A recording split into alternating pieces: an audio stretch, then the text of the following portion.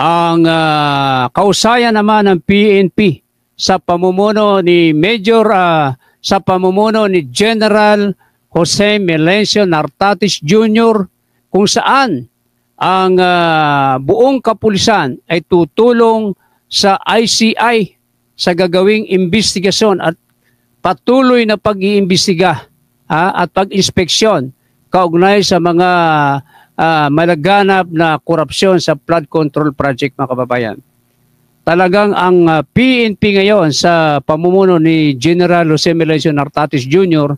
ay todo suporta sila sa ating gobyerno, lalong-lalo na mayroong kautusan ng ating Pangulong Bongbong Marcos na lahat ng mga involved sa korupsyon sa flood control ay dapat imbestigahan, at ang PNP at ang ICI ay nagkaroon sila ng parang covenant na magtulungan sila para imbestigahan. Kasi alam niyo po, eksperto ang pulis pagdating sa imbestigasyon, lalong-lalo na sa mga katiwalian. Kung kaya't ang ICI at ang PNP ay magtutulong-tulong upang imbestigahan ang mga ghost flood control project sa iba't ibang lugar sa ating bansa.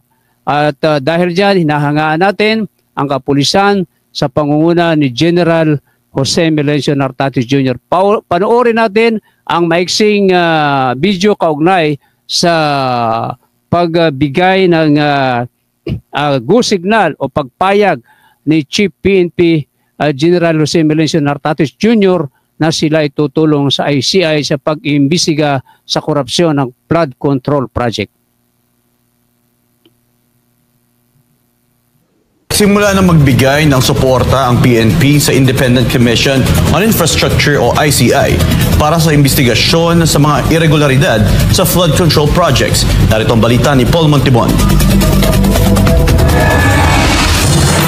Kasunod ng direktiba ni Pangulong Ferdinand Bongbong Marcos Jr. na tiyakin ang transparency at accountability sa mga proyekto ng pamahalaan, ipinag-utos ni PNP Chief Police Lieutenant General Jose Melencio Nartatis Jr. ang pagtutok ng Criminal Investigation and Detection Group o CIDG at Regional Field Units sa investigasyon ng ICI.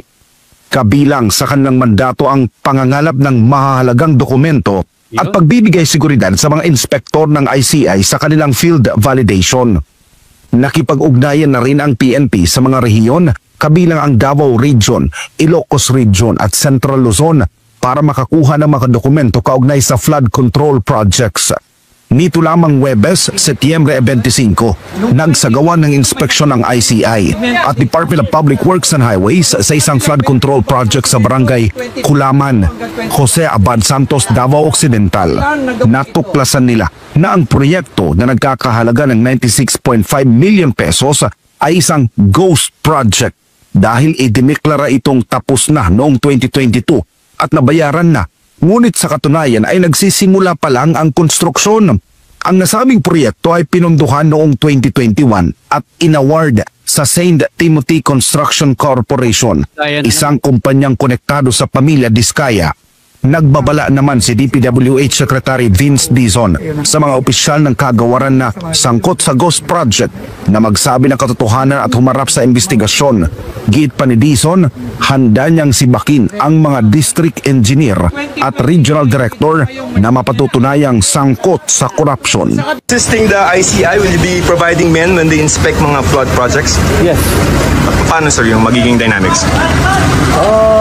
The police has investigative capability that will give support in terms of investigation and security. Alright sir, thank you.